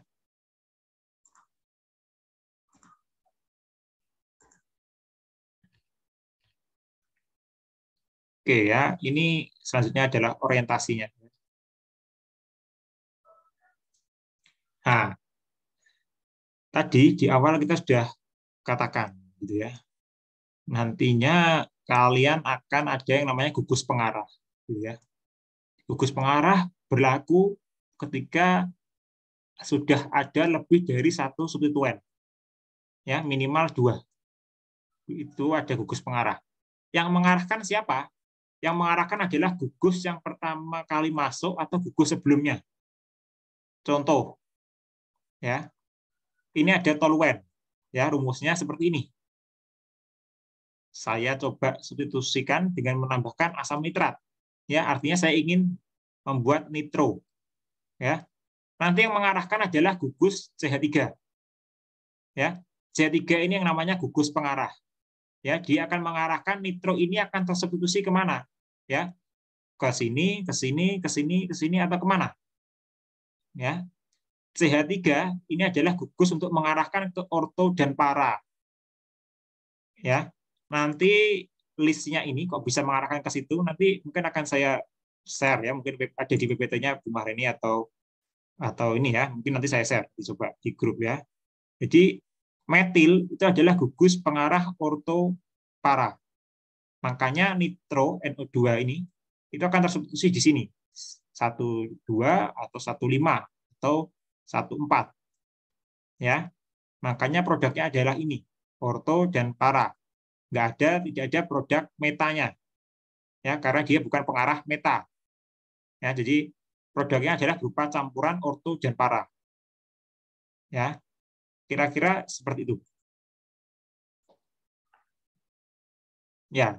Tapi kalau yang pertama masuk itu adalah nitro, ya, nitro ini jadi gugus pengarahnya. Ketika saya tambahkan asam nitrat, nitro yang kedua itu akan langsung masuk ke meta, karena gugus nitro ini adalah pengarah meta. Ya, jadi gugus nitro itu adalah pengarah meta, gugus metil adalah pengarah orto para. Ya, jadi ini beberapa kemungkinan. Ya. Kalau ini mungkin setengah dihafal gitu ya, tapi sebenarnya juga nggak perlu dihafal ya, karena ada cirinya gitu ya. Jadi kalian bisa istilahnya nanti mungkin ada listnya gitu ya, tapi list itu juga hanya terbatas gitu ya. Tapi secara umum kalau kalian paham, nggak perlu lihat list, mestinya hafal ya. Ini pengarah orto, para, orto atau meta atau para gitu ya. Jadi pengarah yang mana? Ya.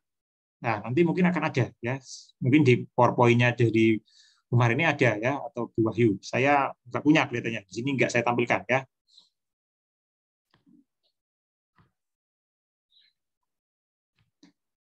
Ya, ini ya untungnya ada ya, ini ya, tadi saya bilang nggak ada ya. Ini beberapa ya, ini beberapa pengarah yang perlu kalian perhatikan ya. Ya, misal ya. Tadi kita katakan CH3 ya, ini contohnya alkil ya. Alkil adalah pengarah orto para. Ya. Sedangkan nitro itu pengarah meta. Ya, contohnya ini. Ya. Jadi pengarahnya kemana ya? Hidroksi OH pengarah orto para. Ya. Ini beberapa saja di sini ya, tapi kalau kalian ingin lebih lengkap ya baca buku atau yang lainnya. Gitu ya. Jadi lihat ya. Untuk halogen itu pengarah orto para. Ya. Dan ini di kanan, ini saya juga berikan keterangan dia sebagai activating agent atau deactivating agent. Ya. Kalau activating agent artinya dia bisa mengalahkan gitu ya, Selain mengarahkan, nantinya juga bisa disubstitusi lagi, ya, disubstitusi, trisubstitute gitu ya, dan selanjutnya. Tapi kalau dia adalah deactivating, artinya setelah dia masuk, ya dia tidak bisa lagi, mungkin substitusi selanjutnya sudah berhenti, gitu ya, sudah sulit masuk, ya, karena dia sebagai deaktivasi, ya. Jadi yang sebagai deaktivasi adalah gugus-gugus ini, ya, agak sulit istilahnya, ya, bukan nggak bisa, tapi agak sulit, ya. Jadi ini adalah beberapa saja yang bisa saya rangkumkan, ya. Tapi selebihnya bisa kalian cari nanti, ya, gugus yang lain itu seperti apa, ya. Kira-kira seperti ini gambarannya, ya.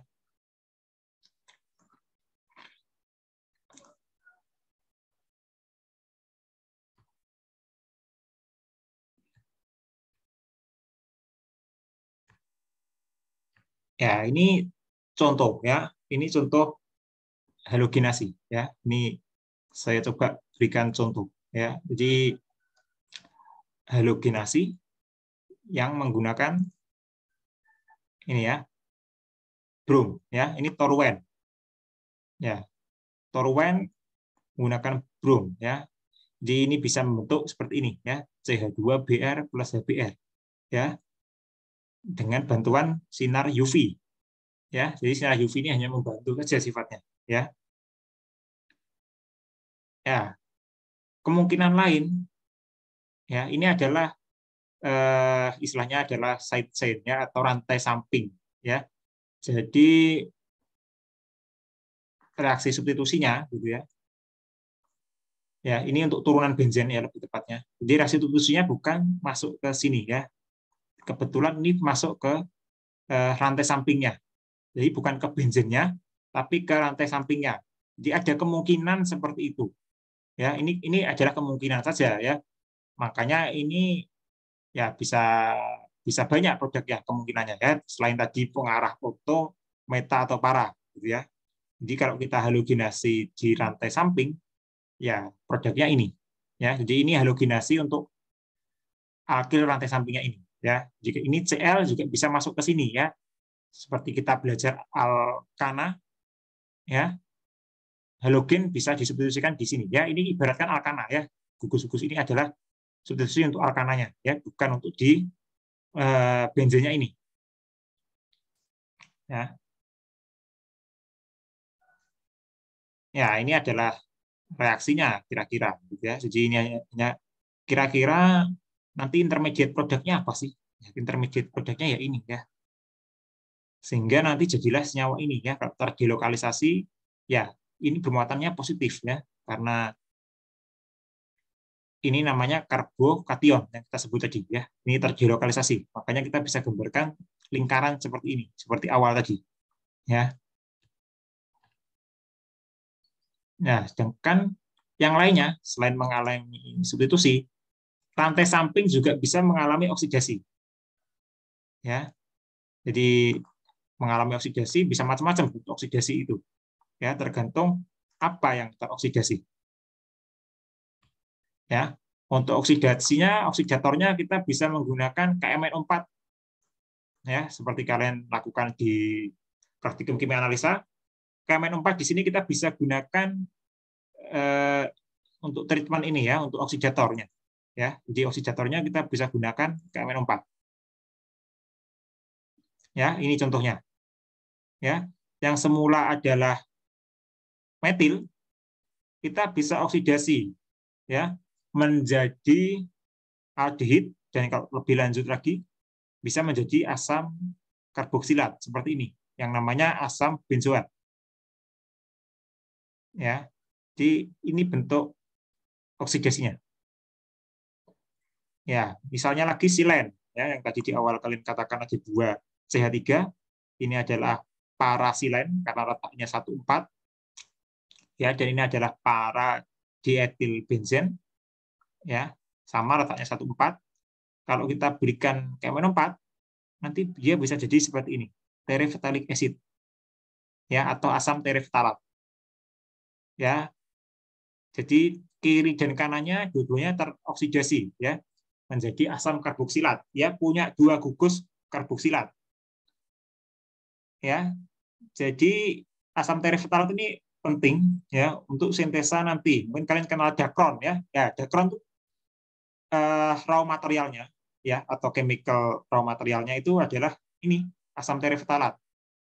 Ya, jadi dan turunan poliester yang lainnya itu awalnya dari sini. Monomernya adalah ini ya. Adalah asam tereftalat. Oke, mungkin itu ya untuk pertemuan tentang bensin dan turunannya. Ya, ada yang mungkin ditanyakan? Silahkan kalau mau tanya dulu. Ada yang mau ditanyakan? Silahkan kalau ada yang mau tanyakan. Ya. Atau sudah jelas? Gimana? Ada pertanyaan?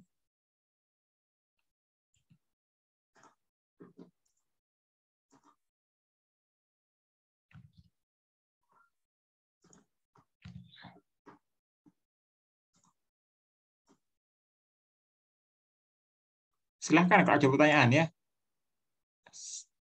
Bisa ditanyakan dulu ya.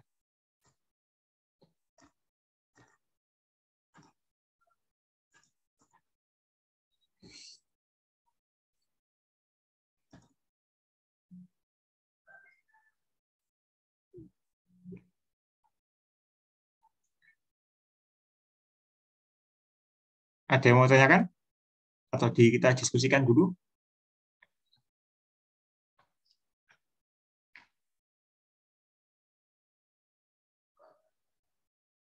Ya, untuk materi tadi ya tentang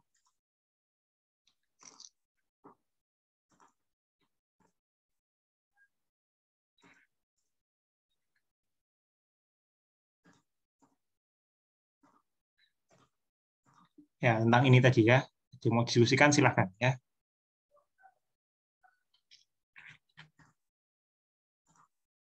Gimana Amran Jani? Ada yang mau tanyakan nggak Amran Jani? Sudah jelas? Ya, kalian tuh kalau di ini udah jelas. Sedikit, Pak. Dikit. Sedikit. Nanti kalau tugas pasti nggak bisa ngerjain gitu loh ya. Itu Pak yang apa namanya? Tadi kan yang itu di sisi rantai sisi itu loh Pak. Oh ya, rantai sisi kenapa?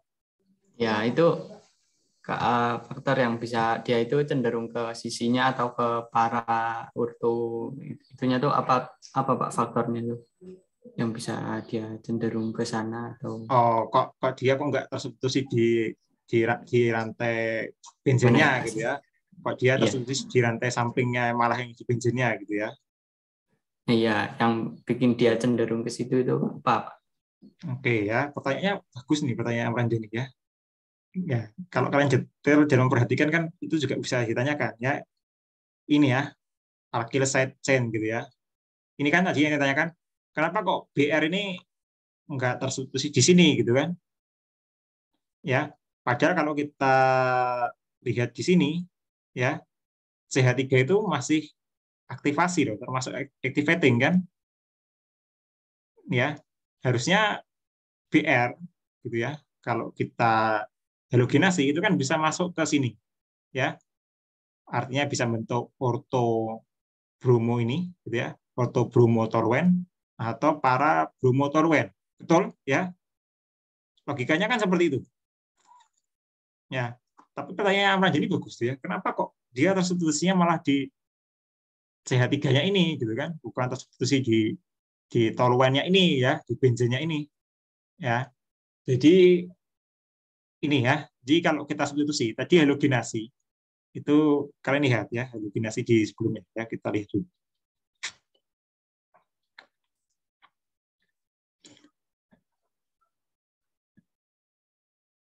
Ya, di sini Amran Jani bisa lihat, kalau kita halogenasi, di sini kita gunakan apa sih Amran Jani? Ini kan ada Cl2 ya, ini ada katalis ya. Tadi apakah di reaksi tadi, apakah ada FeCl3 Amran Jani? Nggak ada, Pak. Nggak ada ya. Jadi faktornya sangat banyak Amran Jani. Pertama, jenis katalis atau ada tidaknya katalis. Ya. Kalau tadi adalah berbantuan dengan sinar UV. Betul ya? Kalau yang di side chain tadi adalah sinar UV, ya. Tidak menggunakan FeCl3. Itu yang pertama ya. Jadi jenis katalisnya atau bahkan ada tidaknya katalis. Ya. Ya. Itu nantinya bisa mempengaruhi apa sih? Reaktivitas atau kekuatan elektrofiliknya. Ya, jadi makanya di sini dinamakan strong electrophile. Ya. Kalau di sini elektrofilnya kuat, dia bisa menyerang ini benzen ya. Makanya kita di sini butuh elektrofilik. Ya, jadi kalau elektrofiliknya lemah, ya dia mungkin akan menyerang tadi, ya rantai samping tadi lebih mudah. Karena kalau ini nggak kuat elektrofiliknya, menyerang benzen itu sangat sulit ya, karena benzen itu stabil. Ya, benzen itu adalah yang sangat stabil ya. Jadi kalau kita membuka open ring, membuka cincinnya benzen itu juga butuh ya treatment yang sangat khusus ya, karena nggak sembarangan untuk membuka benzen ini menjadi rantai linear gitu ya. Ya, jadi jari siklis menjadi linear sangat sulit. Tapi berbeda dengan sikloheksan, meskipun sama-sama siklis tapi dia tidak punya 3 ikatan rangkap, ya itu masih bisa dibuka dengan cukup mudah ya, tidak sesulit benzen ya, karena kestabilan benzen yang sangat tinggi. Ya, jadi pertama tadi adalah katalisnya.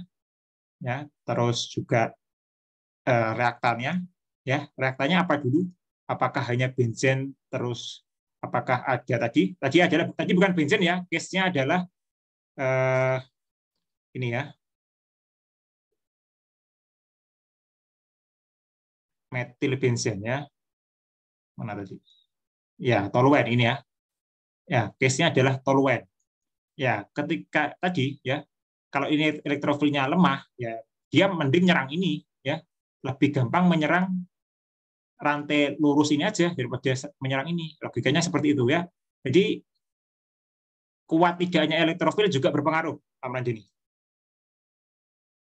Ya, elektrofilnya lemah atau kuat. Ya kemarin makanya kalian belajar kan ada yang strong, ada yang weak gitu ya, elektrofilik. Ya. Jadi kalian kan tahu ya kemarin makanya ada SN1, ada SN2. Ada E1, ada E2, ya betul ya. Kan SN1 sama SN2 itu beda ya kekuatan elektrofiliknya. Kalau nggak salah kalian bisa cek lagi. Ya, itu lebih kuat mana SN1 atau SN2 kekuatan elektrofiliknya sama ya. Jadi ini juga sama substitusi ini mana yang lebih kuat kekuatan elektrofiliknya. Ya, jadi bisa dicek lagi. Nah, kira-kira itu 2 utama ya.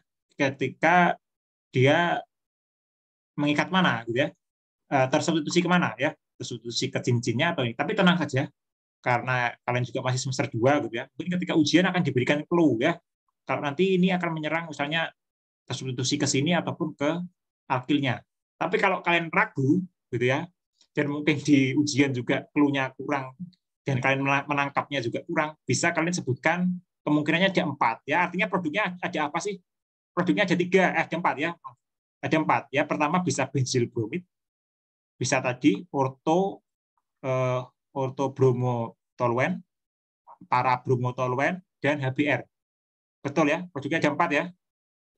Nah, kira-kira itu. Jadi kalau kalian nanti diminta atau soalnya hanya seperti ini misalnya ya, misalnya nggak ada keterangan dia menggunakan sinar UV, ada keterangan menggunakan FeBr3 misalnya, nggak ada keterangan yang lain, dan kalian hanya diberi seperti ini, ya tuliskan aja 4 produknya, itu sudah cukup. Ya, tapi ketika misalnya di sini diberikan FeBr3, ya artinya dia substitusinya bukan di rantainya ini, tapi di sini ya, orto atau para toluen. Produknya 2, pasti ada orto dan para toluen. Ya, kira-kira seperti itu apa ini? Ya, pertanyaannya bagus ya. Itu saya tunggu juga pertanyaan itu ya. Oke, ada lagi yang mau tanyakan? Terima kasih, Pak. Ya.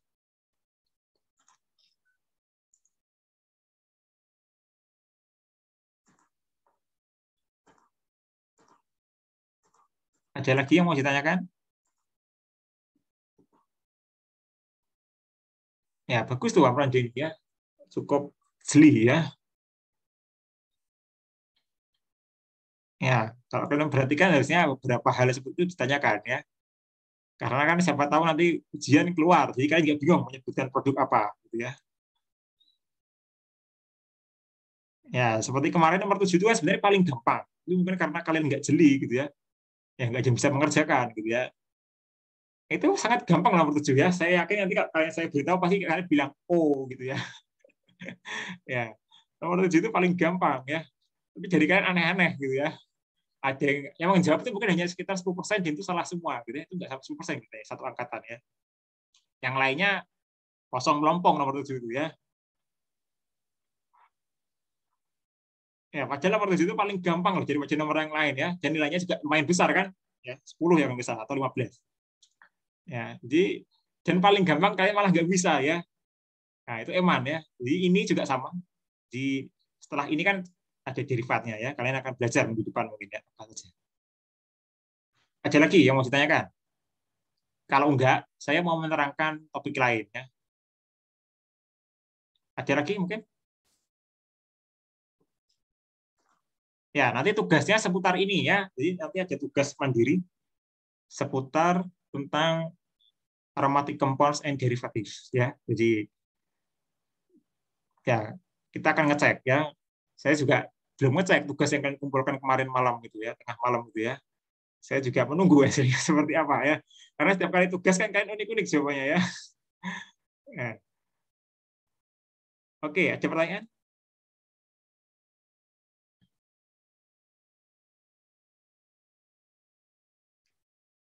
Kalau cukup nggak apa-apa. Artinya saya mau ganti menerangkan yang lain gitu ya.